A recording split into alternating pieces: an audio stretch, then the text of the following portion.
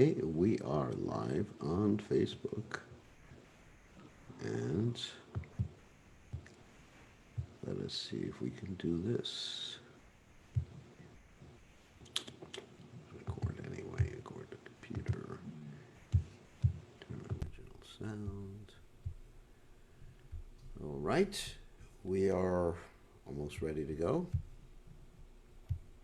So let's see if this works. Yes, it should.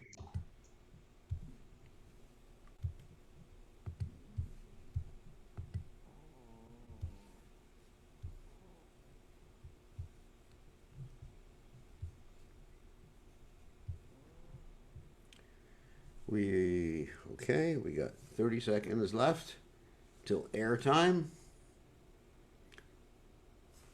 And we have a nice, hopefully this will work. There's a nice introductory video to start off the Gita class. Whoops.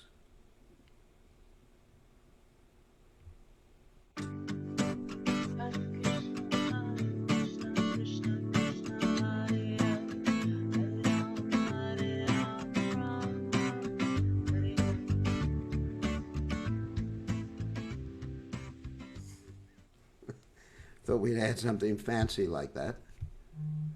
Okay. But you all enjoy that little introductory thing. We're going to be having a few more introductory things like that in the future. We have some talented people here. I do that. I didn't do that. That was done by one of the very talented devotees. All right. So let us start. So, of course, this is the Gita class.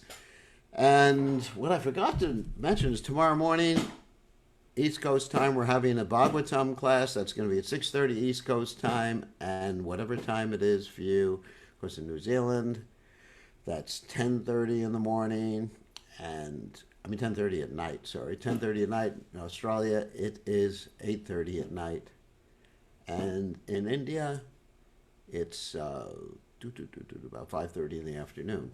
Okay, so that's tomorrow, Bhagavatam class. So that's going to be Tuesday, Wednesday, and Thursday every week. I am doing Bhagavatam class. In addition to our Mangal Arati at 4:30 a.m., in addition to, you get to see, this is on Facebook. Mangal Arati is only on Facebook. And the classes are on Facebook and Zoom and YouTube. Hopefully we'll be able to do YouTube live, but at least we're going to upload to YouTube in the future. So that's Mangal Arati, and then you get a chance to see me take care of my deities every morning from about 5:05 to about 5:30 a.m. in the morning East Coast time. So that's every day. And Mangal Artis every day, greeting the deities, is at 7:15. We have a bhajan after that, and that's a little late for those of you in New Zealand, extremely late for those of you in New Zealand, and even for Australia, it's about 9:30 at night. So, and it's the same day, because we're doing it in the morning here in the East Coast of the United States, so it's actually the same day basically everywhere else, almost everywhere else. Okay? So we will chant Jai Radhamadhava. Welcome to Bhagavad Gita discussion and study. This is very exciting. I'm actually very excited to be studying the Bhagavad Gita like this with you. And I'm learning a lot and enjoying it. I'm learning new things about the Bhagavad Gita every day. Jaya Radhamadhava Kunya Vihati Jai Hurad Madhava Kunya Vihari Gopijana Malaba Giribharadati Gopijana Malaba Giribharadati Yashodanandana Rajajana Ranjana Yashodanandana Rajajana Ranjana Yamuna Tira Vanachari Yamuna Tira Banachari Jai Hurad Hamadava Kunya Bihari Jai Hurad Hamadava Kunya Bihari Gopi Jana Balaba Iri Barudari Gopi Jana Balaba Iri Barudari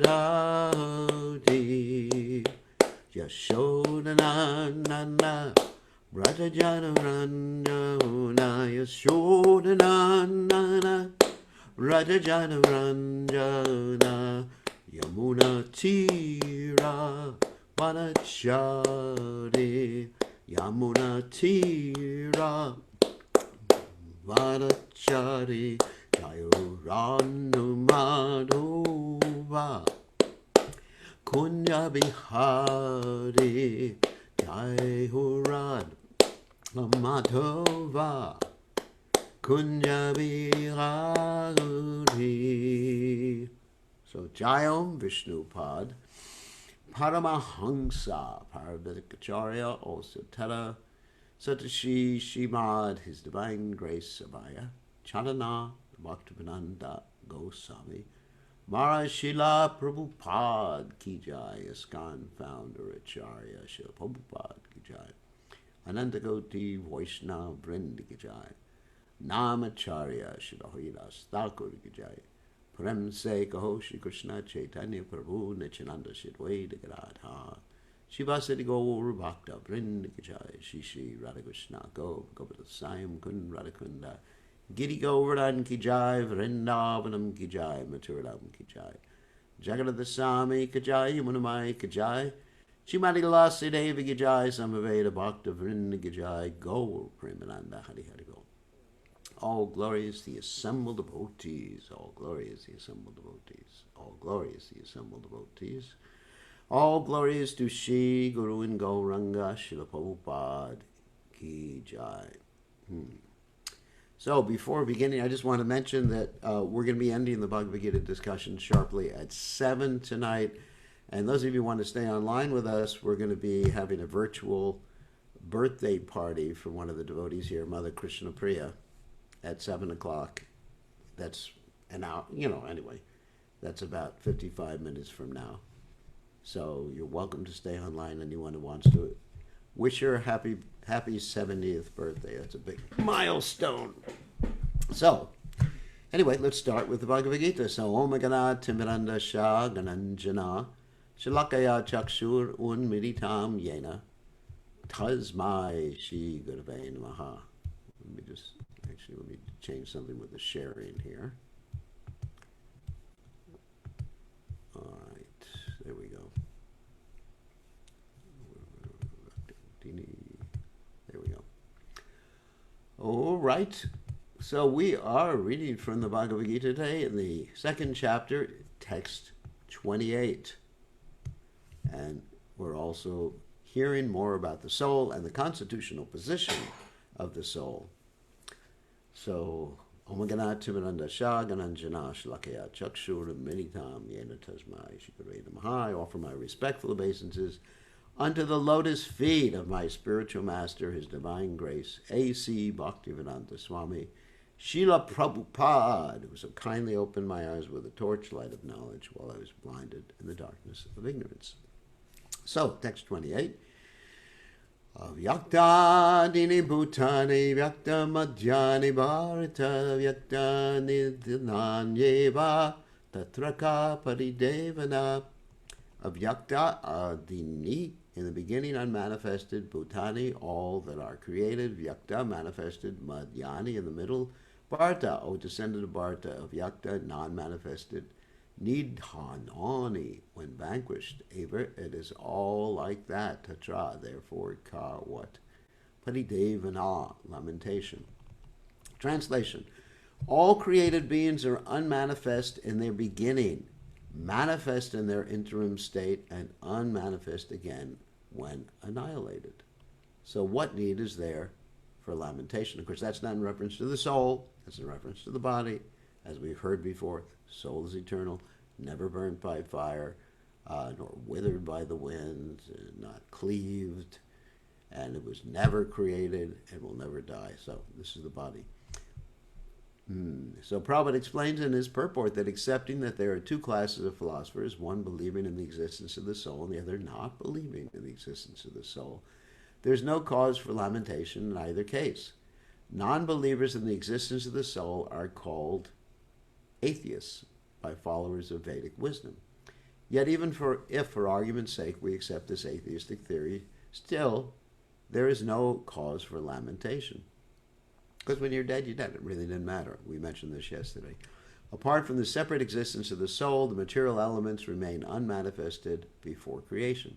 From this subtle state of non-manifestation comes manifestation, just as from ether, air is generated, from air, fire is generated, from fire, water is generated, and from water, earth becomes manifested. From the earth, many varieties of manifestations take place. So let me explain what it means, the subtle state of manifestation. That's technically called pradhana, which is the unmanifest potential state of matter. So just like, I guess you would say pure energy. Like the scientists say, matter and energy are interchangeable. That's what Einstein said, at least. So you have this pure energy of the Lord, which is the material energy, the pradhana, and it becomes manifest by the Krishna glancing in his form as the Mahavishnu. And another example I use to explain this is if one has some clay.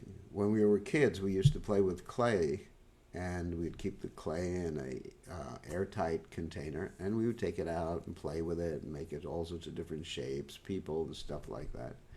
And then at the end of the day, we would put the clay back in its container. So the clay is basically the unmanifest state of the forms, and the forms of the manifest state. And when you put the clay back in the container, it's the unmanifest state. So that's really what we're talking about in terms of the material energy. And Prabhupada has another example here. Take, for example, a big skyscraper manifested from the earth. When it is dismantled, the manifestation becomes again unmanifest and remains as atoms in the ultimate stage. The law of conservation of energy remains, so Prabhupada is also making reference to that. But in the course of time, things are manifested and unmanifested. That is the difference. Then what causes there for lamentation, either in the stage of manifestation or in unmanifestation? Somehow or other, even in the unmanifest stage, things are not lost. Both at the beginning and at the end, all elements remain unmanifested, and only in the middle are they manifested. And this does not make any real material difference. Pretty much coincides with the one aspect of the scientist theory of the creation, not creation, of course, they don't say creation, but of the beginning of the universe. In the beginning, there was a big bang. Of course, nobody heard the bang. Because wasn't anyone around until Lord Brahma appeared. But in the beginning there was a big bang. And so the elements were remaining unmanifested at that time. And then after that, the elements are manifest. We're in the stage of manifestation. And then when everything becomes absorbed again in that infinitesimal speck, which actually enters into the body of the Lord, very much consistent with many of the things that scientists talk about, then it's unmanifested. And it doesn't really make any difference because it's all temporary. The whole show is only temporary. It's like as Sir Shakespeare says, the whole show is only temporary. It's like a player that struts and frets his time upon the stage and then is heard no more. So the curtains rise, the play becomes manifested, the players take a curtain call, that means they bow, and then the curtains close and everybody leaves the theater. But the players remain alive, but they're not in the same role as they were during the play. And if we accept the Vedic conclusion as stated in the Bhagavad Gita, that these material bodies are perishable in due course of time, antabandha me deha, but that the soul is eternal, nitya shokta sharira, then we must remember always that the body is like a dress. Therefore, why lament the changing of a dress? The material body has no factual existence in relation to the eternal soul. It is something like a dream. In a dream, we may think of flying in the sky or sitting on a chariot as a king, but when we wake up, we can see that we are neither in the sky nor seated on the chariot. The Vedic wisdom encourages self-realization on the basis of the non-existence of the material body. Now, remember the previous verse? Nasato vijate bhavo navovo vijate sata ubiyo apidrishtavantas tvanyastat darshapi. That things that have temporary existence are considered, in one sense, not to have substantial existence, like a soap bubble. So a soap bubble lasts for a few minutes. This body, of course, is always changing, but we are in this body for a few years. And Prabhupada here gives the example of a dream. Dream lasts, and I'm not an expert in dream research, but it lasts for a few minutes, 15 minutes, 20 minutes, whatever it lasts for. And it's over. And when it's over, it's as if it never existed. You know, and that's this life too. It's sometimes called the spot life. Yes, it's a dream. What did they say? Merrily, merrily, merrily, merrily, life is but a dream. Row, row, row your boat. There's even that poem like that, which is done as a round. So, so the dream at night lasts for a few minutes, and we have a dream that lasts for at most, let's say, 100 years, perhaps a little more if you happen to be following a good diet and following my health injunctions. So, but it's still over. When it's over, it's over. The whole show is only temporary. So we got to realize that, and not take it so seriously. We use that show to accomplish what we want to accomplish in terms of advancement in Krishna consciousness. It's like going to the university. Hopefully you're not going to be going to the university your whole life. So you use your time at the university to advance in knowledge so you can accomplish your longer term goals, which are to become educated so you have a decent job. So, therefore, in either case, whether one believes in the existence of the soul or one does not believe in the existence of the soul, there's no cause for lamentation for loss of the body. Obvious. Text 29. Ascharyavat pashaiti kaschideinam acharyavat varati tataiva chanya ascharyavat anya shrinoti Shrutvaphyenam Veda Nachaiva Kaschit. As Charyavada is amazing, Pashati sees. Kaschit, someone, Enam, the soul, as Charyavada is amazing, Vadati speaks of. Tata, thus, Eva certainly, Cha also, Anya another. As Charyavat similarly amazing, Cha also, Enam, the soul. Anyaha another, Shrinoti hears of. Shrutva, having heard. Api, even. Enam, the soul. Veda knows. Na, never. Cha, and Eva, certainly. Kaschit, someone. Translation. Some look at the soul as amazing. Some describe him as amazing. And some hear of him as amazing. While others, even after hearing about him, cannot understand him at all. Interesting. And I can say most of us are in that last category. You know, you hear how it's eternal, you hear how it's reincarnating, you hear how it's a servant of Krishna, and then do we actually understand? Theoretically, perhaps, but not a realization. So Prabhupada explains, since the Gita Upanishad, that's the Bhagavad Gita, in case you haven't figured that out, is largely based on the principles of the Upanishads, it is not surprising to also find this passage in the Kota Upanishad 1-7. Shravanayapi bahubhiryona labhya shinvatopi bahuvoyam navidyuhu ascharyo vakta kushalo shalabda ascharyo shakyata kushalanu shishtaha. The fact that the atomic soul is within the body of a gigantic animal, in the body of a gigantic banyan tree, and also in the microbic germs millions of billions of which occupy only an inch of space, is certainly very amazing. Men with a poor fund of knowledge and men who are not austere cannot understand the wonders of the individual atomic spark of spirit, even though it is explained by the greatest authority of knowledge who imparted lessons even to Brahma, the first living being in the universe. Owing to a gross material conception of things, most men in this age cannot imagine how such a small particle can become both so great and so small. Some men look at the soul proper as wonderful either by constitution or by description. Illusioned by the material energy, people are so engrossed in subject matters for sense gratification that they have very little time to understand the question of self-understanding, even though it is a fact that without this self-understanding, all activities result in ultimate defeat in the struggle for existence. Perhaps they have no idea that one must think of the soul and thus make a solution to the material miseries.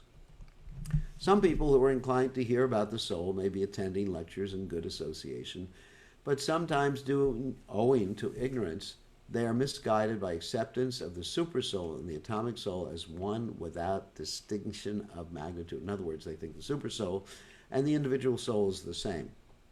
It's not. It is very difficult to find a man who perfectly understands the position of the supersoul, the atomic soul, their respective functions and relationships, and all the major and minor details.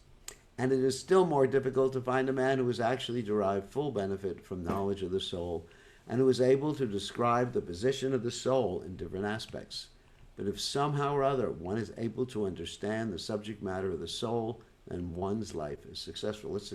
Let's describe what the super soul is, since some of you may not understand it. Super soul is not a superhero. Or he maybe is a superhero, but he's not one of your traditional Marvel comic superheroes. Super soul is an expansion of Krishna. And when one says that God is in everyone's heart, or Krishna is in everyone's heart, that refers to Krishna's expansion as the super soul. The super soul in your heart gives you intelligence, remembrance, forgetfulness, according to your desires. If you want to forget God, you get that sort of intelligence. If you want to remember God, you get that intelligence. As we find in the Gita later on, Tesham Satadhyuktanham Abhajatam Pratipurvakam Dadami Buddhi Yogam Tam Yenamam Upayantite. To those who want to understand me, those who are devoted to me, I give them intelligence by which they can come to me. Simple, reciprocal. The easiest process for understanding the subject matter of self, however, is to accept the statements of Bhagavad Gita spoken by the greatest authority, Lord Krishna, without being deviated by other theories. But it also requires a great deal of penance and sacrifice. Either in this life, it's kind of scary, or in the previous ones before one is able to accept Krishna as the Supreme Personality of Godhead. Krishna can, however, be known by the causeless mercy, by the causeless mercy of the pure devotee, and no other way. So this penance and sacrifice sounds pretty scary. Because generally we think of penance, penitence, just locking yourself up in a cave. Like one time I went into this place called Ripley's Believe It or Not, and it showed the types of penance, many of the types of penance that the monks used to do in the Middle Ages, and it was horrendous how they would torture themselves on racks or do other things like that. And I was thinking, wow, never want to be religious. This is before I took up Krishna consciousness. Or sacrifice. Sometimes you think of sacrifice as human sacrifice or some ridiculous thing like that. But basically, penance and sacrifice basically means to accept what pleases Krishna and not do what doesn't please Krishna. That's sacrifice. Penance means to accept what pleases Krishna. Sacrifice means you don't do what doesn't please Krishna. And that's done out of love. I mean, if we live our lives out of love, then we don't notice the penance and austerities. They become quite easy. And then another point, which probably makes right here at the very end, that actually this is a necessary ingredient. One needs the mercy. And it says causeless mercy. Boy, that's an interesting statement too. Of the pure devotee and no other way. So causeless mercy means we didn't really deserve it, but really we want it in some way. I mean, we're ready for it.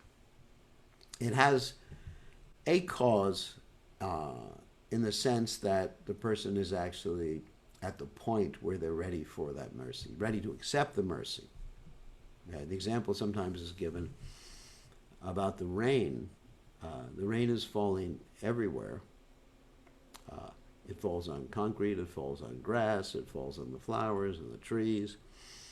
And some of the things it falls on, or entities it falls on, can accept the mercy of the rain, whereas others don't. But the rain falls everywhere. So the pure devotee is distributing mercy everywhere without discrimination.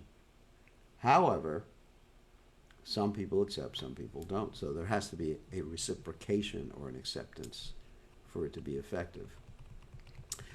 So, and that's the key. So even if one's not able to be so, let's say, penitent or execute penances or execute so many sacrifices, if one gets the mercy of the pure devotee, then one can really advance spiritually and go back to God. Like Srila Prabhupada one time said to a devotee during class, he said, if you want to go back to Godhead, you have to be 100%, 100% Krishna conscious.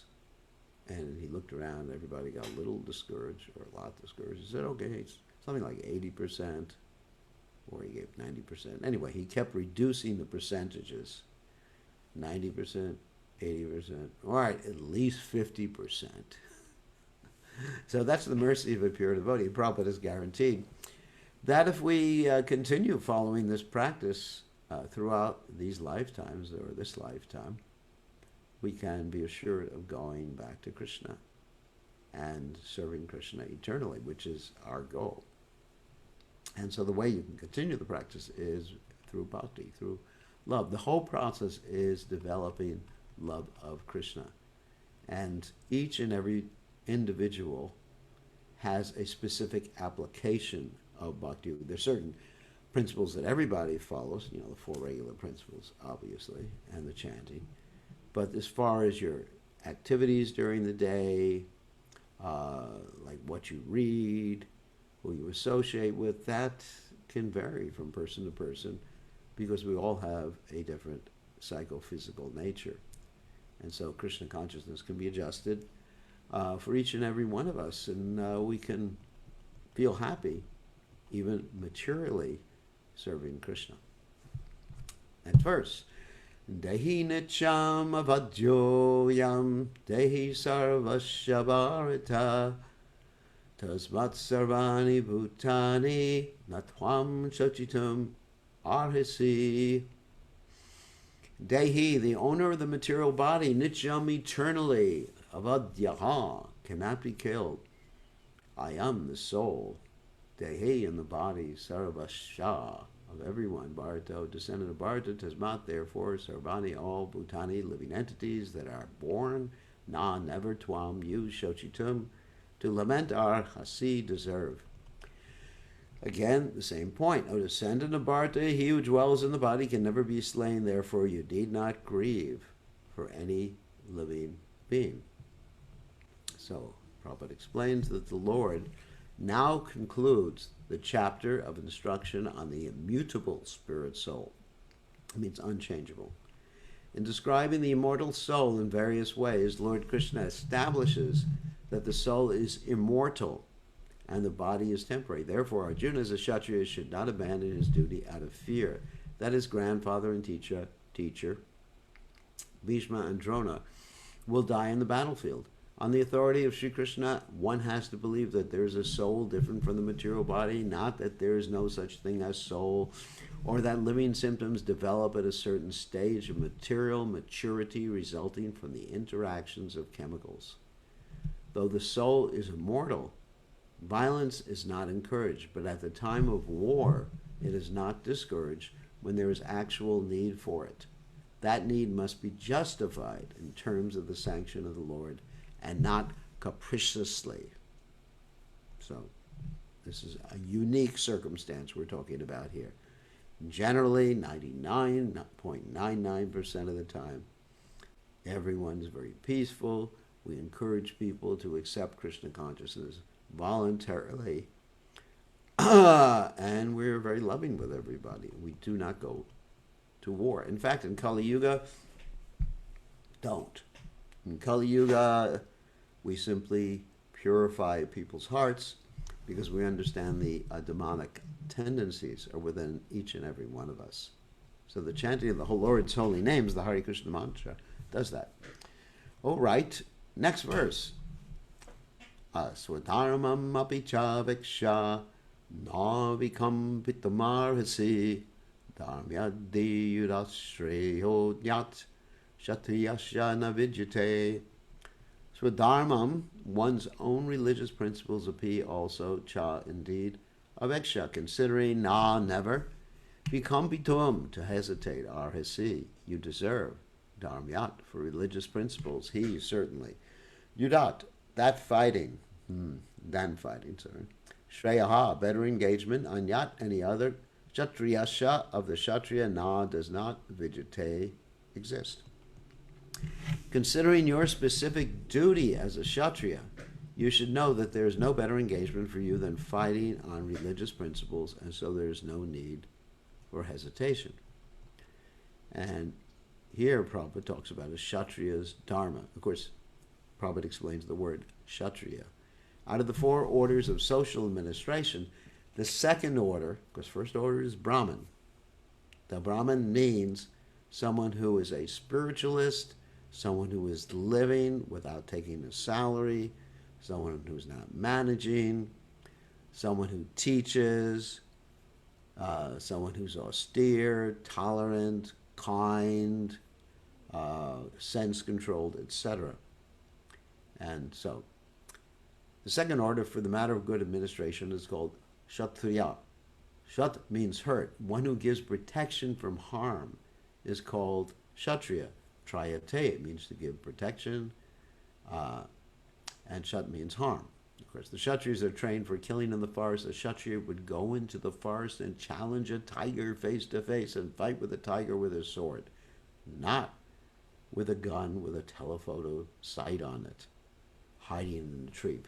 People think that this is actually chivalry. You hide in the tree and you shoot the tiger and you think, oh, I'm a great hunter. Of course, in this day and age, that is not allowed. One is not even allowed to do what the Kshatriyas did in the previous age. In this day and age, the Kshatriyas should simply do their duty of administration, and also, if they're part of the armed forces of a particular country, a dharmic country, then they have to do their duty then. I have some disciples who are in the armed forces of the United States, and many devotees are in the armed forces of the United States, and they actually get good training and discipline by doing that. We have one devotee here in North Carolina who was in the Marines, and he went to what they call boot camp, and he's very regulated, fixed up, determined. So this is Kshatriya mentality. So when the tiger was killed, it would be offered the royal order of cremation. In other words, the tiger would be honored. This system has been followed even up to the present day by the Kshatriya kings of Jaipur state. The Kshatriyas are especially trained for challenging and killing because religious violence is sometimes a necessary factor. Therefore, Kshatriyas are never meant for accepting directly the order of sannyas or renunciation. Nonviolence in politics may be a diplomacy, but it is never a factor or principle. In the religious law books, it is stated, Ahaveshu meton yonyam jigham santo mehikshataha yudamana param shaktya swargam yancha paran mukaha yagyeshu pashavo brahman anyate satatam dvijahai samskrita kila mantrascha tepi swargam avapnuvan. In the battlefield, a king or kshatriya while fighting another king envious of him is eligible for achieving heavenly planets after death, as the Brahmanas also attain the heavenly planets by sacrificing animals in the sacrificial fire. That's not allowed in this day and age. In the previous age, when there were animals entering the sacrificial fire, they would get a new body immediately, coming right out of the fire with a new body. They can't do that nowadays. I mean, I wouldn't mind entering into the fire and coming out with a youthful body. Not a bad idea. That would be like instead of the fountain of youth, the fire of youth. Therefore, killing on the battlefield on religious principles and killing animals in the sacrificial fire are not at all considered to be acts of violence. Previous age. Because in Kali Yuga, prohibited. It is prohibited, the sacrifice of animals. Okay? Other things are prohibited too. Everyone is benefited by the religious principles involved. The animal sacrifice gets human life immediately without undergoing the gradual evolutionary process from one form to another. And the Kshatriyas killed on the battlefield also attain the heavenly planets, as do the Brahmanas who attain them by offering sacrifice. There are two kinds of swadharmas. That means one's own, in this context, specific duty. As long as one is not liberated, one has to perform the duties of his particular body in accordance with the religious principles in order to achieve liberation. Now, let me explain what that means. This is very much in tune with what I have been teaching in terms of empathic communication. And of course, this is my book, which you're all welcome to get. It's an advertisement, Realizing Your Nature, Empathic Nature. So, connected to Krishna. Of course, that's not Krishna, that's Radharani. Okay, that's available on Amazon.com if you want to get the book. So we have certain needs in accordance with the nature of our body. Some people, if they're Kshatriyas, they have a need for challenges and fighting and chivalry. I don't have that need. I have that need. I definitely don't have that need. When I was young, for example, and I took physical education in school, sometimes there was some sporting competition, like wrestling, for example, and I just told the other person that I'm going to say that you are victorious even 1 second after the fight begins, because I don't want to fight. I'm not interested in it. So there's different natures. Some people like it, some people don't. And some people by nature, they want to protect others physically. A Brahmin wants to protect others spiritually. A Kshatriya really, if there's some body in danger, he'll immediately jump in the water and save them. Of course, I'd probably do the same thing if I saw someone drowning. But a Kshatriya lives for those days. I mean, that's his whole life. He lives for competition. You know, there's I guess a football game or something. He just lives for something like that. It doesn't really care. Just like people play football sometimes, and they don't care if they're going to damage their brains by playing football. With me, I would never do such a thing. So, anyway, so that's when one is in the bodily conception of life. Prabhupada says when one is liberated, one's swadharma, that means our specific duty, becomes spiritual and has nothing to do with the body. In the bodily conception of life, there are specific duties for the Brahmins and Kshatriyas respectively, and such duties are unavoidable. Now, as aspiring Vaishnavas, we are not Brahmins, Kshatriyas, Vaishyas, Shudras, but we have certain tendencies, as Krishna says, guna and karma, tendencies to work a particular way and in certain modes that we like to function in. And so we may assume a specific duty to teach others who are not ready for the spiritual path. It's like a fallback position. In other words, if one is not ready to be gung-ho, yes, back to home, back to Godhead, Prabhu, like that, then there's a fallback position. Yes, you can serve Krishna by your specific duty. And Krishna is very merciful. In the 12th chapter of the Gita, he even gets into something like this. He says you should always think of me. And if you can't do that, follow the rules and regulations of the Bhakti Yoga. You can't do that. Give up the results of your activities. It's me. And if you can't do that, act and get detached. So there's always a fallback position, and Varnashram is a fallback position. And sometimes the devotees will set an example for Varnashram, but they are not considered to be members of the Varnashram Dharma society. As Prabhupada here says, on the bodily plane, Swadharma is called Varnashram Dharma, or man's stepping stone, like a fallback position, a stepping stone for spiritual understanding. Human civilization begins from the stage of Varnashram Dharma, because in Varnashram Dharma, what's called Daivi Varnashram, then everything is offered to Krishna. Yat Koroshi, Yadashnasi, Yad Jahoshi, Dadasi Yat. As Krishna says in the Gita, whatever you should do for me, according to your nature. Or specific duties in terms of specific modes of nature the body obtained, exactly what I said before. Discharging one's specific duty in any field of action in accordance with the orders of higher authority serves to elevate one to a higher status of life. So sometimes one has to progress from one lifetime to another. Bahunam Janmanamante. That's what the Gita tells us, after many, many births. Although, by the mercy of a pure devotee, especially by his divine grace, Srila Prabhupada's mercy, then everything can be done in one lifetime. That's nice. I mean, there's a story in the Mahabharata about once upon a time there was a worm. Very interesting story. And the worm was trying to cross the road real quickly. I guess he was squiggling across the road. And this great sage, considered an incarnation of God, of Vyasadeva, said to him, why are you just like trying to go so quickly across the road? And the worm said, I can feel the vibration on the road. There's a cart coming, and you know what happens when a cart runs over a worm? Then that's the end of the worm, or the worm's body. So I want to preserve my life. And Vyasadeva said to him, don't you understand? In the future, you will gradually, after many births, become a human being. You become a Shudra, one birth, and then a Vaishya, and I'll be your guru, and Kshatriya, and I'll be your guru, Brahman, I'll be your guru, your Vaishnava, and then you go back to God, after many births. And the worm basically said, Haribol, and remained in the middle of the road and got squished by the cart, and that's exactly what happened, gradually.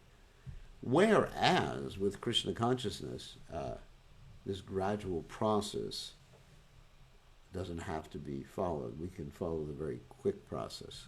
I mean, for example, Prabhupada gave the example, sometimes you could go to the top of a tall building using the stairs, or you can take the elevator. It takes a long time. And Prabhupada also applied this to different yoga practices. He said there's, Hatha Yoga, Jnana Yoga, Sankhya Yoga. These are all different rungs on the yoga ladder. And so, yeah, it takes a long time using those different rungs. They're not bad, they're good. But you just step gradually. And Krishna says in the 6th chapter of the Gita, the last verse, Yoginam api sarvesham vadgatenam taratmana. That of all these different types of yoga, then worship of him is considered the topmost type of yoga, and also in the Bhagavad Gita it's stated that after many births, I already stated that, but after some time, even if one worships or approaches the impersonal form of the Lord, 12th chapter of the Bhagavad Gita talks about this, then ultimately one will actually get to him. So, klesho dikatarastesham abhyakta shakta chetasam. So in any case, there's a long process and a short process. And I personally have chosen the short process, which is approaching Srila Prabhupada and serving Srila Prabhupada. And everybody can do that in their own lives. You don't have to be a sannyasi. Generally, that's not even recommended in this day and age. You can do it in your own lives by even staying where you are, in your own position, your own home, stani statashu tikatam tanvan manopir, and just following this practice of chanting and reading and singing the glories of the Lord, And eating prasadam. I left that one out since I'm not hungry right now. Okay, so text 32. Yadritjaya chopapadam swargadwaram apavritam sukhina kshatriya partha labante yunamidrasham.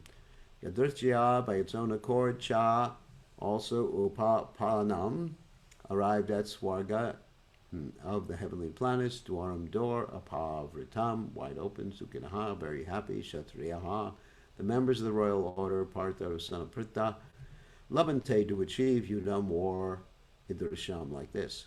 Translation: O Partha, happy are the Kshatriyas to whom such fighting opportunities come unsought, opening for them doors of the heavenly planets. Purport: as supreme teacher of the world, Lord Krishna condemns the attitude of Arjuna, who said, I do not find any good in this fighting. It will cause perpetual habitation in hell.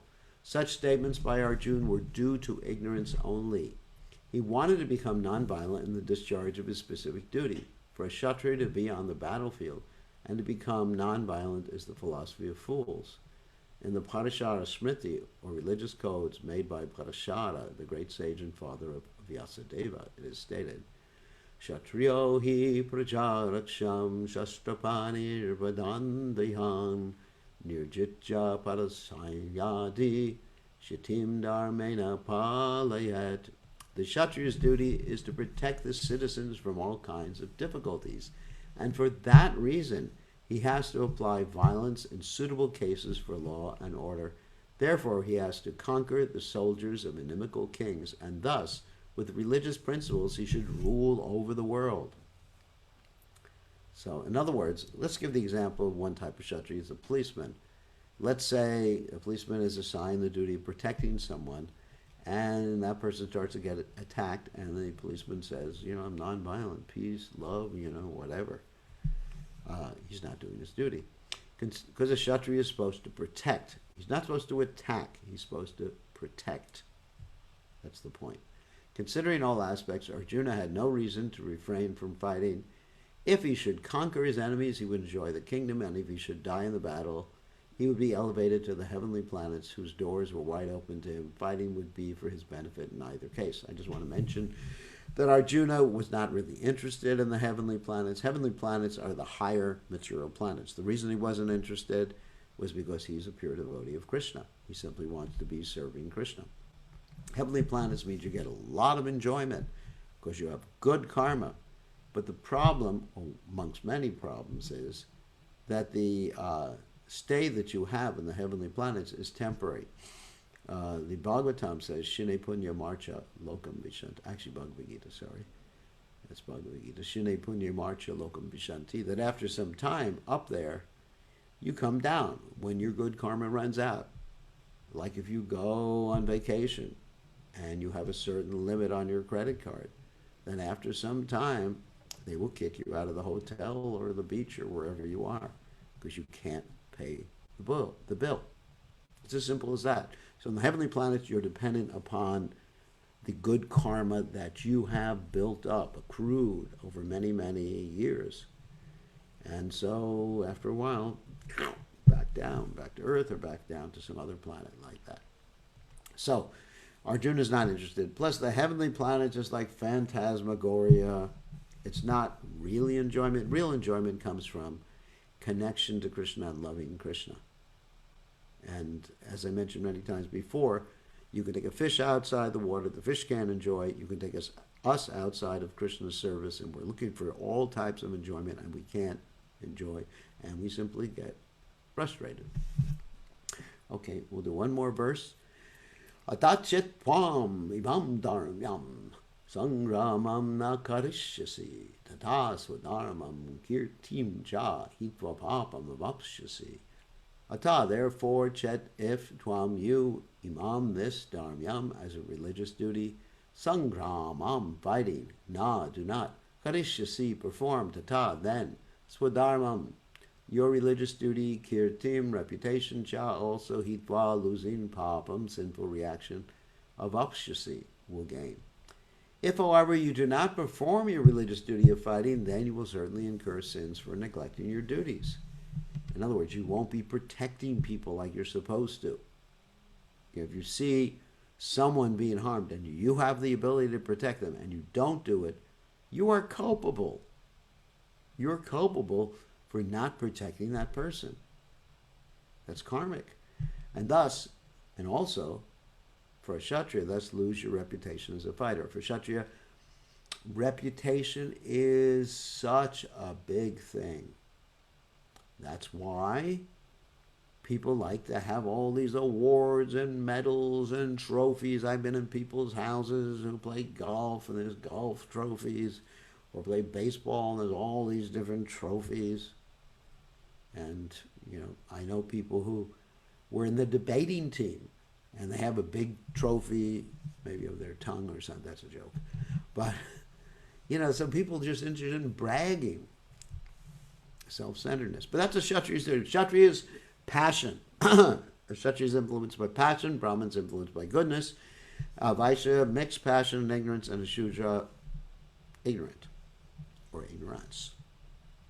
Just like I was speaking the other day about to one of our contractors, and he was telling me about this one man who works for him.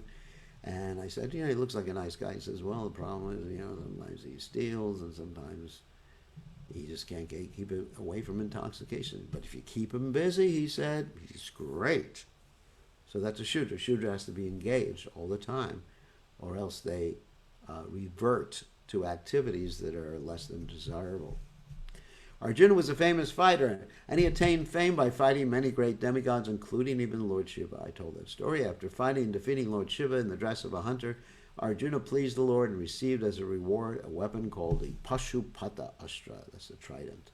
Everyone knew that he was a great warrior. Even Dronacharya gave him the benedictions and awarded him the special weapon by which he could kill even his teacher. So he was credited with so many military certificates from many authorities, including his adopted father, Indra, the heavenly king. But if he abandoned the battle, not only would he neglect his specific duty as a Kshatriya, but he would lose all his fame and good name, and thus prepare his royal road to hell. In other words, he would go to hell not by fighting, but by withdrawing from the battle. So 2 reasons. One is he's neglecting his duty to protect others. Another reason is, for one who has been honored, dishonor is worse than death. And for Kshatriyas like that, is honor, prestige. People will laugh at me. People will not. You'll find this later on. These verses start to say that. People will say so many things about me. Oh my God, how can I face the public? And one as a Brahmin doesn't care, People laugh. Hare Krishna. That's your problem, buddy, not mine, because he's in goodness. But one is in passion, very much concerned with reputation. So, okay, so now, because we have to end exactly at 7 East Coast time, we are going to take questions. I'm going to have to take you all off of the mute. It'll just take 1 second and allow you to unmute yourselves. Okay, you are now formally allowed to unmute yourselves. So who wants to ask a question? Maharaj, I have a question. Yes, Gaura Hari. Oh. Hare Krishna, Maharaj, accept my obeisances. All glories to Srila Prabhupada. And all my respects to all the meaning. Yeah, thank you. Well, I have a question, and this is related to, and correct me if I'm wrong, please. We have 2 types of bhaktis. One that comes spontaneous, right? And there's the other one that has to be followed by rules, has rules, right? Is that correct? Yeah, there's spontaneous and then there's rules, right? That is correct. Is this also associated with the Varnashram Dharma? No. Varnashram Dharma is on the material platform. How do you engage your body in serving Krishna? Bhakti Yoga, or the process of bhakti, is a separate category, but one in Varnashram is supposed to also do bhakti yoga.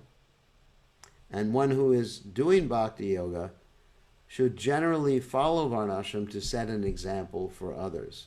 And Krishna makes the point later on in the Gita. So, but they're 2 completely separate things. one can not be following Varnashram and be doing Bhakti Yoga. And you could be following... And that would be the one that has to be followed, right, or ancient rules. Is that correct? Well, that's different. See, under the guise of Bhakti Yoga, you have, forget about Varnashram for a second. You have Vaidhi Bhakti, which means rule-based Bhakti. Mm-hmm. And then you have Raganuga Bhakti, which is, you have Vaidhi and Raganuga, which are actually practice Bhakti. But Raganuga means to do it spontaneously. So that's not Varnashram. It has nothing to do with Varnashram. It's just Bhakti. Bhakti and Varnashram are two completely separate things, but they can serve each other. Varnashram can serve Bhakti by helping us remain stable, dealing or, let's say, fulfilling our basic needs. Like, for example, let's say I'm a Brahmin, so I have a basic need to study, to read, to teach, okay. And I'm using those basic needs or basic tendencies in, excuse me, in Krishna's service. So, but they're two separate things. And following Bhakti Yoga, say hypothetically, I'm following the rules of Bhakti Yoga, which are transcendental, because by following the rules I become spontaneous. It has nothing to do with Varnashram. Although following Varnashram can help me remain stable to follow Bhakti Yoga. Okay, so someone is saying, Namaste, please repeat the info on Bhagavatam. The Bhagavatam class. Okay, the Bhagavatam class is tomorrow morning, Tuesday morning, Wednesday morning, Thursday morning at 6:30 on Zoom and on Facebook. Now, the one reason I don't give the sign-in information for Zoom on Facebook because sometimes you have this thing called Zoom bombing. So I don't make the Zoom information public on Facebook, but for those of you on Zoom, I guess you've already signed in. You just use the same sign-in information on Zoom. And if you're interested in getting the Zoom information, if you're not on Zoom, send me a Facebook Messenger request, and I will add you to the WhatsApp notification group in which we send the sign information for Zoom, so you can ask questions. Okay, Ayush. Hare Krishna Maharaj. Hare Krishna, and I can't see you. I'll turn my video on. Yeah, turn your video on. Yes. Give me. Okay, just ask you a question then, if you can't figure out how to turn the video on. Yeah, I can put it on. Okay, good. Okay. There's a local yogi. So, you have a question? Oh, I just joined Maharaj. Oh, okay. I thought you had a question. Okay. That's fine. So all this is, and every class we give is recorded on Facebook, and it'll be on YouTube in about half an hour from now. Every single class that we give, you'll be able to see on YouTube later on, and Facebook right away, because it's on Facebook right now, Facebook Live right away. Okay. So we got 3 more minutes for a question. Does anyone else have a question before we go to the, hopefully they're ready for the birthday party. And you can all wish this great devotee, Mother Krishna Priya, a happy birthday. Who else has a question? Nobody else has a question. I guess everybody's understood Krishna consciousness perfectly, that you're not the body. All right. For those of you who are connected to the birthday party, is anybody, are they on? Krishna Priya is raising her hand. Krishna Priya. Oh, take yourself off mute. Yeah, I have a question, not about the birthday party.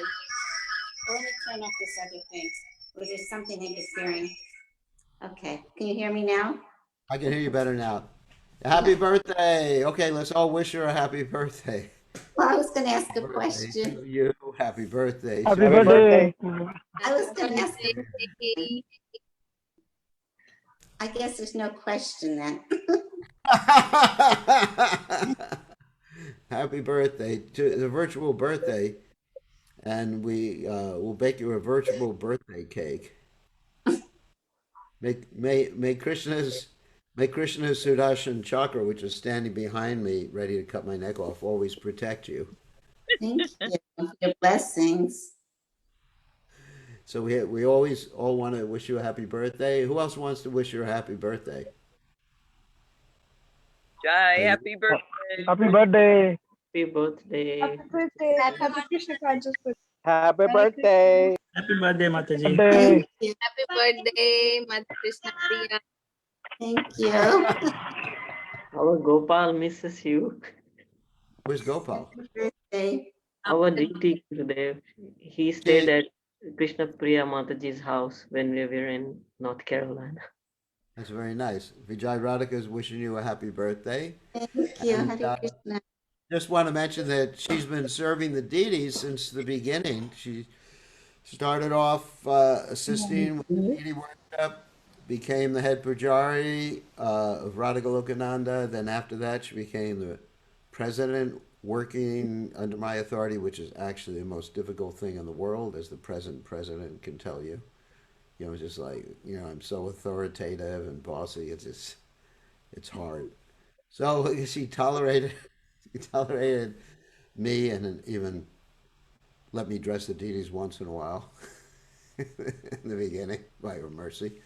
And then, anyway, she's been serving amazingly. She used to, in the beginning, she would live right next to Dear Incarnation, Mother of New Goloka. That's really my poor Chandra saying Mother of New Goloka. So in the beginning, she would even like live in that little tiny room where we have all of the AV equipment now, next to the deities, and just to, you know, to wake up in the morning and go to the bathroom, she had to walk all the way down the stairs to another building, and she was so dedicated.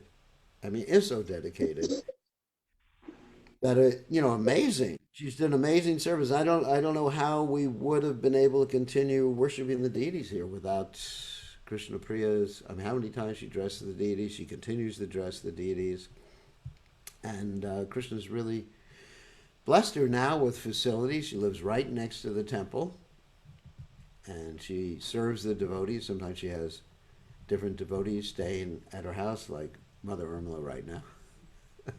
And so she's, you know, really enthusiastic, nice, dedicated personality, and I have to be careful not to commit any offenses against her, or else Krishna will punish me. So anyway, so I'm thankful to her for serving all these years, and I just wish her another 70 years to serve the deities in this lifetime. So, all right. So anyone I'm else very want? thankful to Gurudev. Yeah. I'm very thankful to Gurudev. And I first met him. He had come up from South America. It was 1978, and he was living in South America. And His Holiness Vidayananda Maharaj had just started initiating, because it was right after Srila Prabhupada left the planet. And so Maharaj came up to assist him. So he was at my initiation. I think he even was one that chanted on the beads. And so I've known him since 1978 in this lifetime. And I'm always eternally grateful for him, because he raised me in Krishna consciousness and gave me extremely good training and engaged me in the service of Radha Golokananda, and he didn't distinguish by what he wanted equal opportunity for everyone. So at a time when things were actually quite rigid in ISKCON as far as with leadership, he pushed me to be the temple president, although I wasn't even really inclined in that way. But I think I was the first lady temple president, actually. Yeah, you were the first lady temple president in ISKCON. You know, so I And my mood, I always just wanted to assist and to serve, because he had brought Radha Golokananda here, and he was dedicated to Radha Golokananda and had dedicated his life. So I understood that we should just serve those that are serving. And then he started traveling a lot. And so I just wanted to assist him so that he would be able to travel and preach. So I'm eternally grateful for him raising me in devotional service, like an uncle who was able to tell me to be quiet when I needed. And to help me grow spiritually. And he was one that always set the example of sadhana, and not just dry sadhana, but always being positive, always being enthusiastic, always being hopeful. And so I'm really, really grateful that he's been a solid rock in my devotional life. So, and I'm so happy to be in such a wonderful community of devotees. I've seen it grow from the beginning, and now we're all, separated because of safety reasons, but the relationships are so strong. And so I really appreciate the dedication of the community, and the association is such a wonderful community. I feel really honored to be a part of this community. Wow. That's fantastic. Yeah, I first met Mother Krishna Priya in 1979 or something. No, 78. And you 78. and I were Oh yeah, I was only 12 years old at that time, but I was very he was quick. so young, and he had just taken sannyas, and he was playing the harmonium, and he was like I could tell you he was a general in the Sankirtan army. The first time he came to the temple and he was playing the harmonium, I was scared. I said, "Oh my God, I'm going to be forced to surrender." That's very nice, and also she's helped tremendously with some of the publishing work of her spiritual master, like when he published the Bhagavatams, and also with some of my publishing work too. So she's rendered service in a variety of ways. She's very intelligent, and given many classes in Krishna consciousness too. All right, anyone else want to say something? Any other? Yeah. Oh, Krupali, you're here. We miss you. When are you coming back? I miss you. I miss all devotees, Maharaj too. Please come back soon. The deities miss you. So, does anyone else want to say anything? Or I'd like to say something. Okay.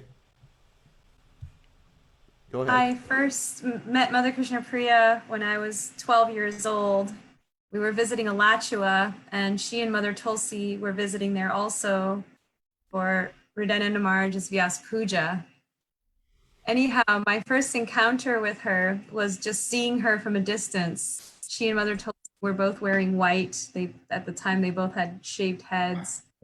And I had just made a determination at that point in my life that I wanted to start chanting 16 rounds and take initiation. Anyhow, I happened to see them at the Alachua temple when I was chanting japa, and my first thought was, if these ladies, and really Mother Krishna Priya in particular really stood out to me, I thought, if these ladies are pleased with me and approve of me, that'll be a successful life. And so I made a point to chant very, very seriously. Somehow Mother Krishna Priya also noticed me, and she told me, sometime later, who is this nice young girl chanting so nicely? Anyway, I never would have guessed that not only would I be moving to the same community, but that she'd basically adopt me as her daughter. And I actually can't describe, I can't put into words just how strong her influence in my life has been. It's basically a daily thing, sometimes several times a day, that I look at her, I think about her. By Radha Golokananda's mercy, I get to have so much time with her these days. I even got to live with her for 6 months, that I think I want to be just like her. I want to make the choices that she's made. I want to choose Krishna like she's chosen Krishna. I want to choose service the way she's chosen service.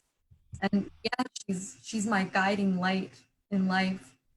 And it's really incredible because so often I'll be at the temple, you know, maybe chanting japa, maybe making garlands, and some guests show up, or at the Sunday feast, I'll be sitting by a guest, and they'll immediately ask me, you know, especially someone who hasn't been here for a while, is Mother Krishna Priya still here?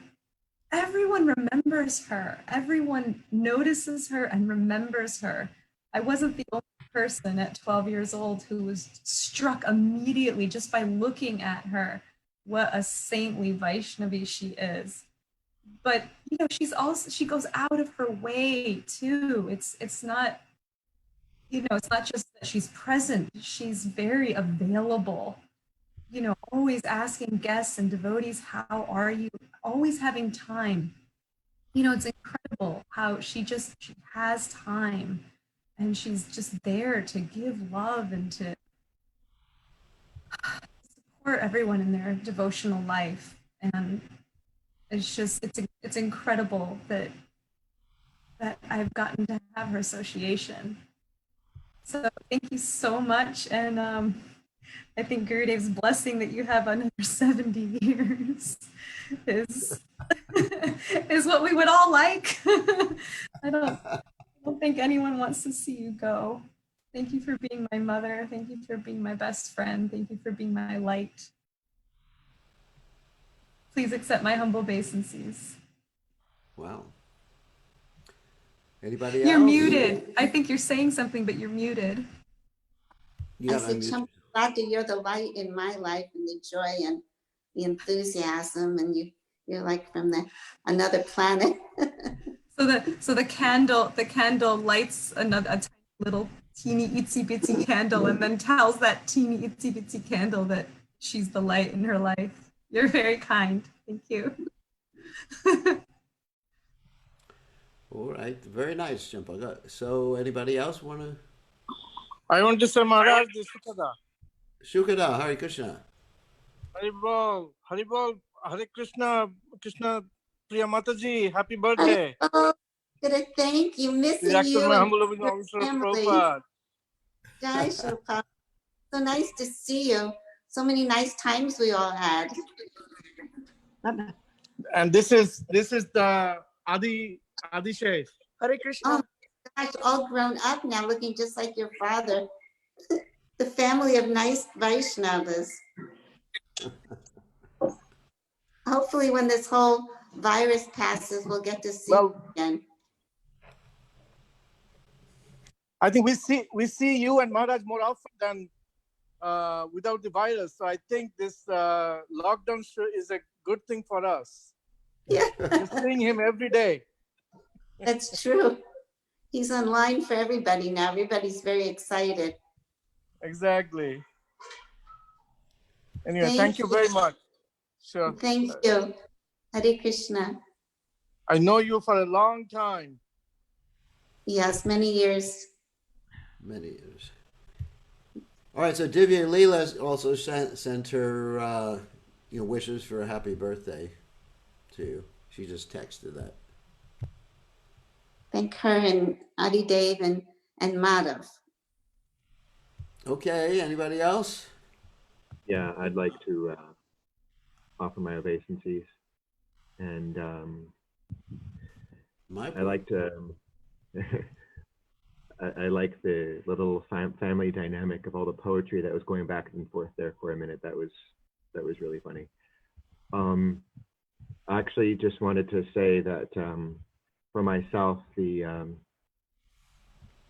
example of fearlessness is what I appreciate most. As far as being authentic with what's in her heart and her behavior, I just want to say to everybody that if you want to see fearlessness, you should look at Krishna Priya. She is kind to everybody, but at the same time, if somebody's behaving improperly with her, trying to use her or exploit, she has such a powerful sense of chastity that she doesn't allow that type of behavior for her own sense gratification to behave improperly on her part. That even if somebody's doing that, she doesn't partake. And then that's real chastity, is that she's very true to herself and true to her dedication, that that type of behavior only belongs to Krishna, that her being enjoyed like that is only belonging to Krishna, and she fearlessly embodies that.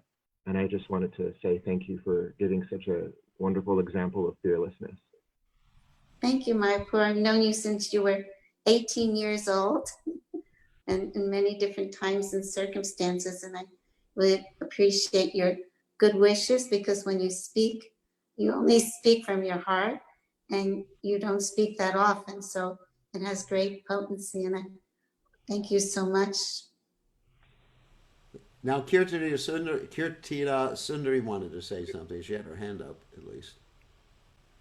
You want to unmute yourself? Yeah, I unmuted. Hare Krishna, Hare Krishna. Hare Maharaj. Krishna. Hare Krishna Maharaj, please accept our humble obeisances. All glories to Srila Prabhupada. And Hare Krishna, Mother Krishna Priya.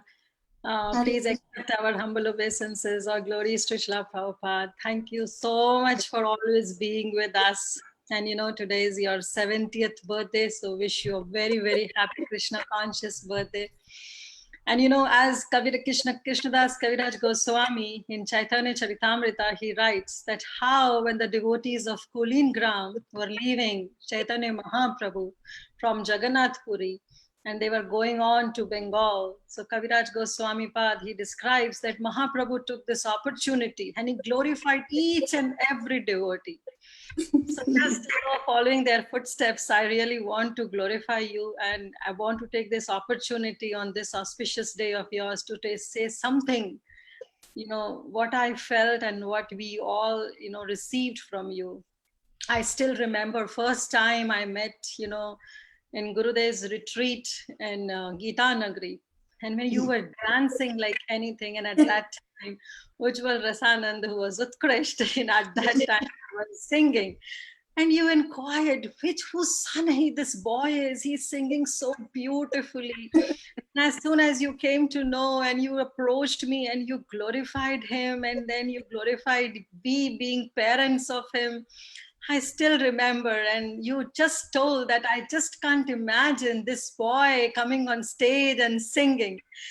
So with all your mercy and blessings today, I really find that he has grown up in his music, in his talent and singing, and he really, you know, enjoys singing Kirtan for Krishna.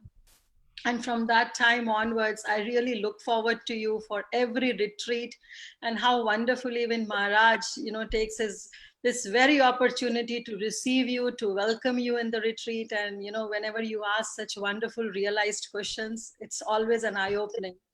And then, you know, fortunately, by Krishna's and Vaishnava's mercy, we moved to North Carolina, where, you know, we got a personal association from you. And I still remember, you know, that day is still fresh in my memory, when you really taught me how to do the deity worship.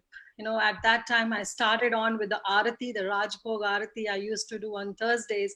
And the very first time when you let me enter the altar, the first instruction you gave me that, Kirtida, these are not the deities. It's personally, they are person, they are personality, they are Radha and Krishna. So now onwards, always try to serve them in that mood. So thank you so much for such a valuable instructions until today. And I learned dressing from you. You taught me really, you know, from the very scratch, you taught me that how to dress the deities, how to put the pins so that it doesn't pinch them, and then how to put Radharani's veil, how to let it sway. So, you know, I'm really indebted to you for all your teachings, for all your instructions. And I really pray to Shri Shri Radha Golokananda that he may bless you, they may bless you with good health, so that you can serve more, and then you can inspire many more souls like both of us. So thank you so much, Mother Krishna Priya, for always being with us, for all your wonderful association. Hare Krishna. And just want to add that, Neeraji, that, although we do very small services in the temple, but whenever we are there, you observe everything, and you so nicely appreciate and encourage us as a family, as individual, that we feel more inspired. So, thank you so much for all your guidance, all your inspirations, and your wonderful association. Hare Krishna, and wish you once again a very auspicious and a happy Krishna Conscious Appearance Day. Thank you so much. You're both, I remember the same time, because I remember being, and the first time I saw Utkarsh, and he was just this young boy, and he was very busy playing the harmonium and singing, and your Gumar, she would call on him, and I looked at him at that point and I said, he's going to be a leader. This is a really special boy. He's going to be a leader. Even I remember he was like, even they would tell the adults, exactly how to follow and everything, and I was just so amazed by him. And then, we got to meet. And then when you moved here, I was so happy. And they always say that the teacher is happy when the student excels the teacher. So when I see you both dressed as deities and looking so beautiful, I'm so happy, because my happiness really is if I see that Krishna's had a nice bhoga offering and he's eating very nicely, then I feel happy. And I see that the deities are dressed beautifully, then I feel happy. And just both of your examples as a stable grihasta couple and going through so many trials and difficulties, but staying fixed, and your shraddha, your faith in your Guru Maharaj is so beautiful to see. So I'm just really, really grateful to your family, and I look forward when we can all spend time together again. Thank you so much. Thank you. Thank Hare you. Krishna. Hare Krishna. Hare Krishna Maharaj, please Thank accept you. senses as well. Hare Krishna. Hare Krishna. Haribo, does anyone else want to speak? Hare Krishna, Rishikesh. Rishikesh. Louder. No. You Yeah, need to be. can you hear me now? Yeah, try to make it a little louder. All right. Let me increase my volume. I just wanted to say glorify my mother. In all respects, she is my mother. Ever since I came in North Carolina in '96, and ever since then, I'm in constant association with my mother, Krishna Priya. She has always been my mentor throughout my devotional career in Krishna consciousness. And to my family also, to my daughter, my son, I've seen, mother, in front of you, both of my children were raised with your blessings. And really, I don't have any proper words to express, but I just want to say from heart of my heart that I love you, and I pray to Krishna that He give you a long, healthy life in Krishna consciousness, in His service, and we have more and more opportunity to serve you in some way, whatever it may be in future. Thank you so much, Mother, for all your love, all your blessings to us. Thank you so much. Appreciate it. Thank you so much, Rishikesh. Rishikesh has always been so determined to come to the temple and to serve, and always been so open and kind, and asking many interesting questions, and just such a mood of service. And his wife, Shamagori, has dedicated herself to sewing many beautiful outfits, and he's raised his family nicely, and his dedication to Radha Golokananda is so strong that both himself and Kirtida Sundari and AJ, and even during this time when, there's all kind of challenges going on, all of them have been determined to come from a faraway distance, from Raleigh and those areas, to come and to continue their service to the deities. So this really shows love, when one comes and puts their service to Krishna, very important. So I'm also grateful to have you in my life, because every mother needs a good son. So you know that you have people that are there behind you and supportive. It makes a really big difference. Yeah, it makes a lot of difference to be a part of this family, this is what the life is all about. That's the bottom line, this loving relationship between devotees.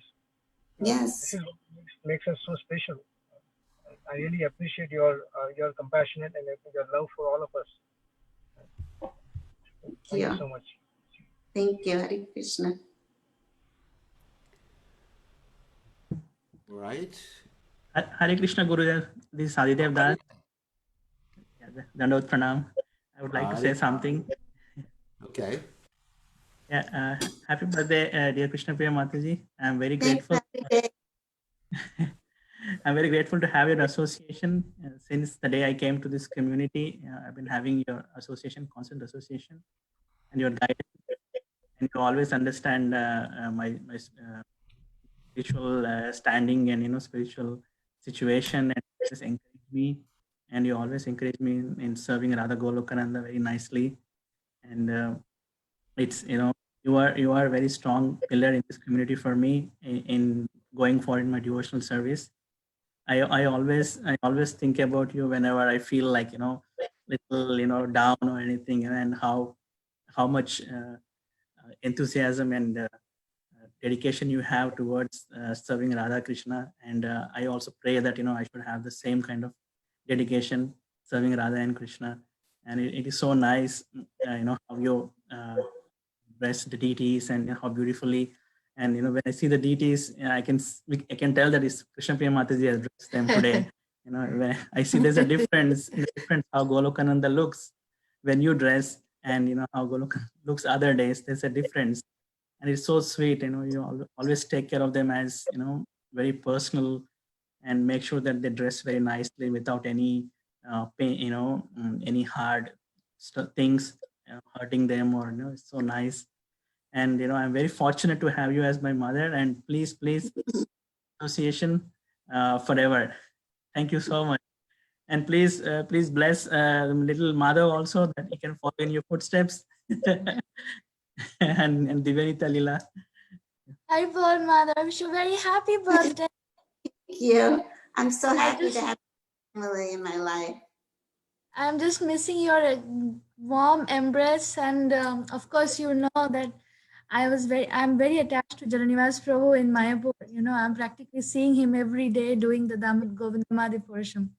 When I came here, you became my Jaranivas Prabhu here, practically. Thank you. You are the same for me, for him, because I cannot see him, so I see you, and it makes me happy. And I always remember this time when I spent at your place over in the night, talking till late, when we decide, no, we must sleep now. Tomorrow morning early at 3 o'clock.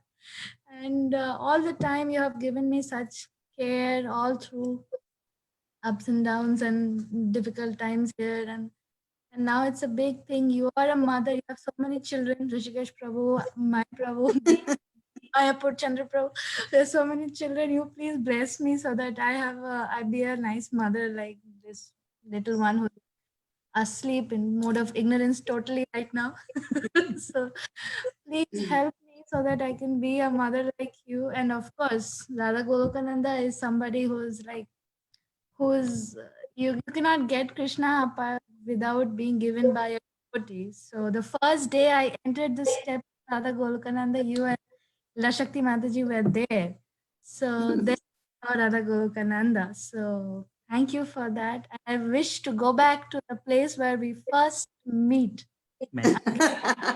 Again and again, with the help of Shri Gurudev, we can be all again together at that place and be youthful always. Right, Mother?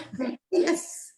And I'm very grateful to Adi Dev for his association and his enthusiasm for hearing and chanting and going deeper in spiritual life.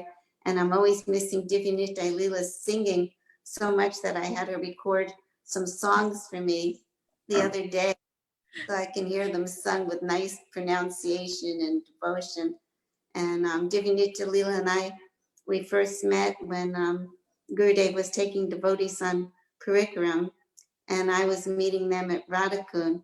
And so they came up, and I was sitting on the ledge, and she I guess my sari had taken on the mud of Radhakund, and she thought that I was a local lady sitting there. Then all of a sudden, Gurudev called me over. So whenever I see her, I always remember where we first met. So that's very, very special, very, very special to me. Thank you. Thank you.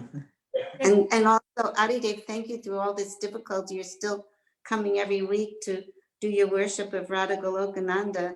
You know, even so many things going on, you've come every week to continue with your service. And again, I was feeling so grateful to all the devotees that have gone out of their way to keep the worship going during this time. And may Radha Golokananda bless all of you with very deep, deep devotion. Thank you. Thank you, Mother.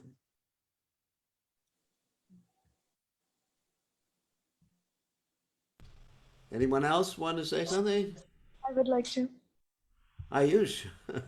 Krishna Priya, I wish you a very Krishna conscious and happy birthday. And I always remember how when at times like when my mother had lost the keys or some difficulty, you would drive me back to school. And then you would come and we would spend time together at our house. And I really remember those moments, how you would come to us. We would have sometimes the fortune of taking you places like the Potomac and for Memorial. You must have so many memories from there. And yeah, and then you also started this whole joke, Ayush Kunda.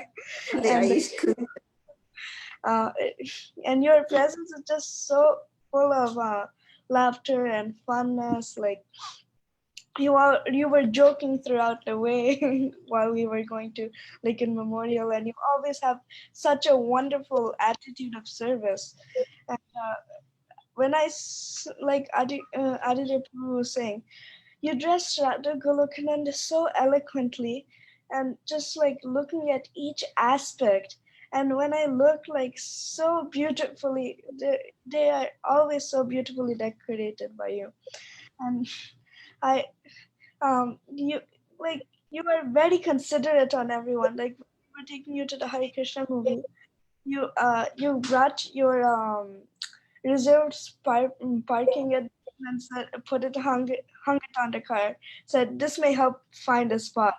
And he said and then while we were driving, there's a reserved parking there. There's a reserved parking there, and always just thinking for the just well wishing us and others, selfless attitude. And I'm really grateful to have such a grandmother in my life.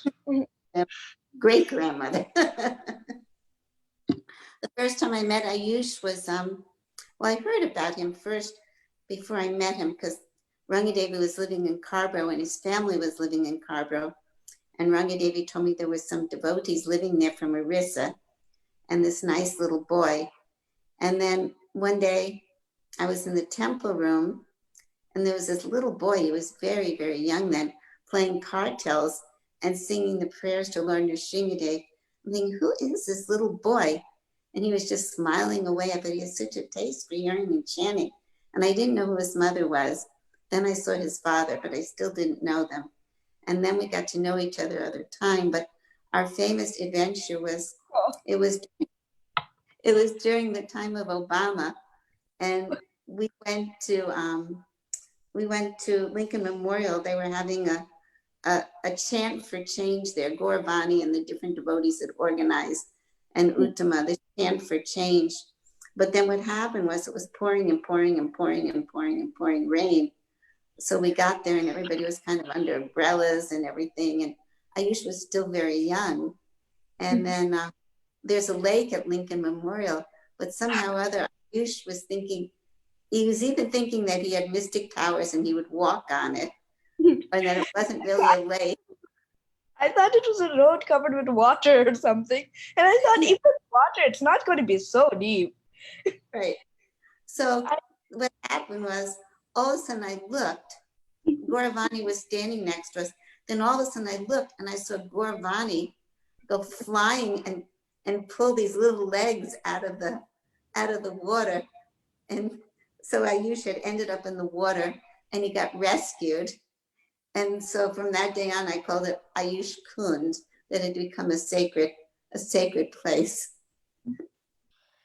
My mother is also here. Hare Krishna, Mother Krishna Priya. I was taking care of Shama so that Ayush can speak. I must tell you that first time when we came to the temple, we got the gift pack from you. There was no one in the temple. And we just went to have darshan. And we were coming back by writing our name and address in the registry. And then you called, like, are you first time to the temple? Take some Mahaprasad and wait for a minute. And you went inside and brought us a gift pack. And so till now, I remember that whenever there is a gift pack distribution, we always remember that first time the gift pack we got from you.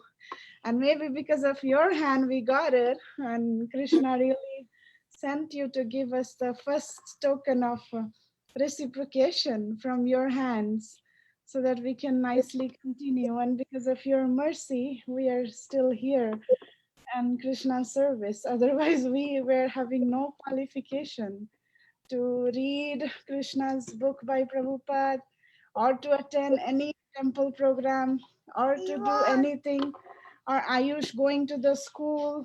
Everything is like, and many stories come along with that. You know better how many times we talked about Ayush, and thank you for your blessings and all your prayers and all the thing you have done and inspired us and brought Champaklata Mataji here so that we can just sleep at night peacefully because of your prayers.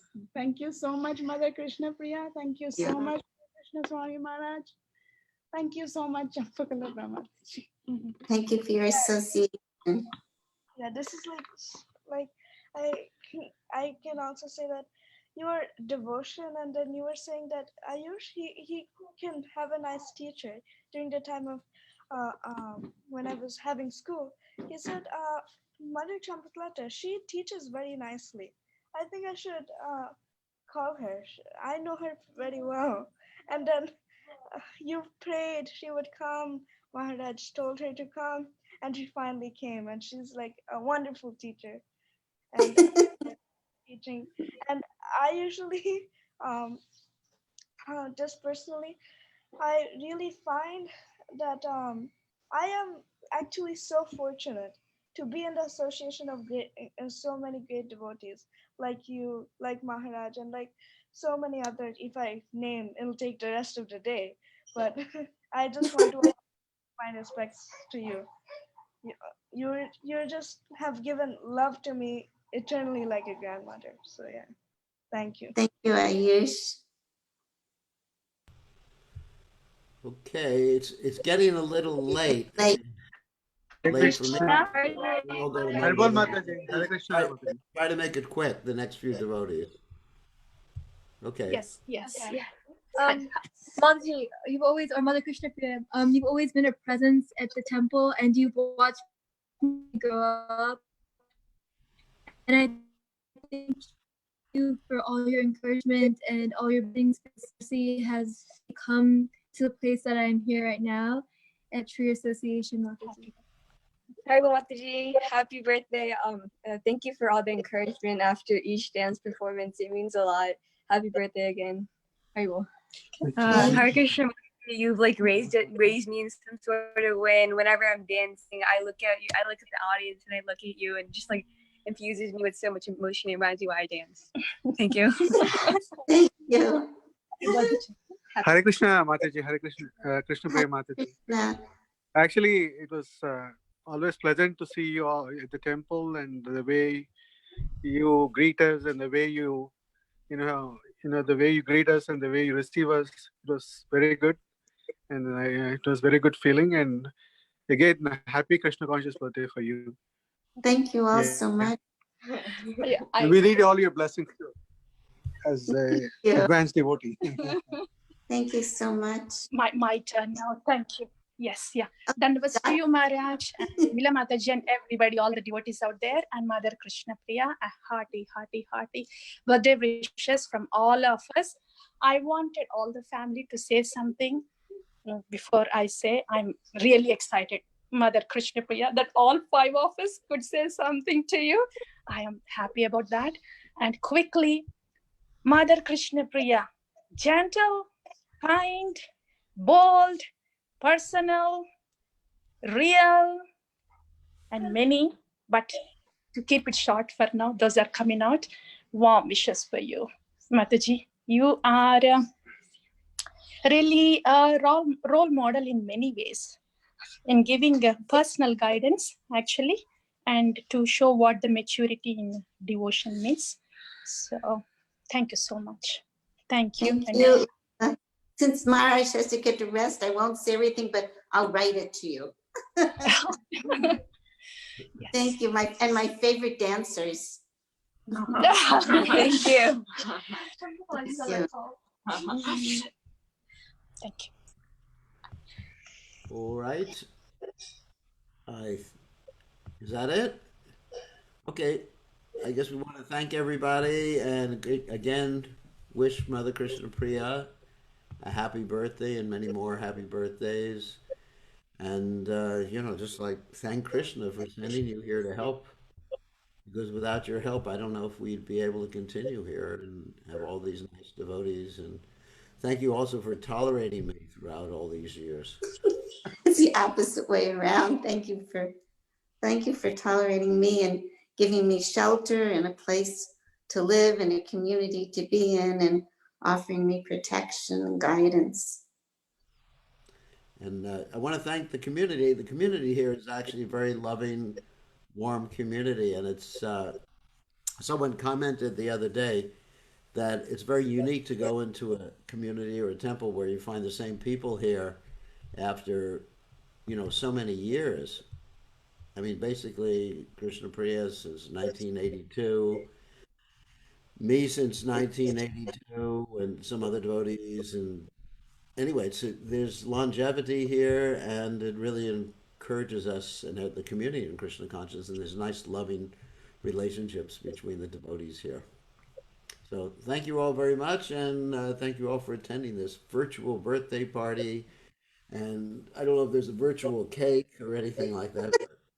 Lila Shakti fed me well today. Oh, she fed you well today. Yeah. Oh, look, there's Madhav. He woke up.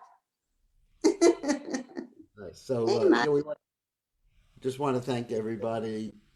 Thank everybody. Yeah. So past my bedtime, and it's time for. I know. Please get some rest. So I had to take rest because we're going to be at Mangal Arti tomorrow morning, and that's going to be online on Facebook. And this video of the birthday will be on YouTube and on Facebook for you to see eternally. Okay. All glories to Srila Prabhupada, Srila Prabhupada ki jai. Thank you. Hare Krishna. Haribol, Haribol. Bye.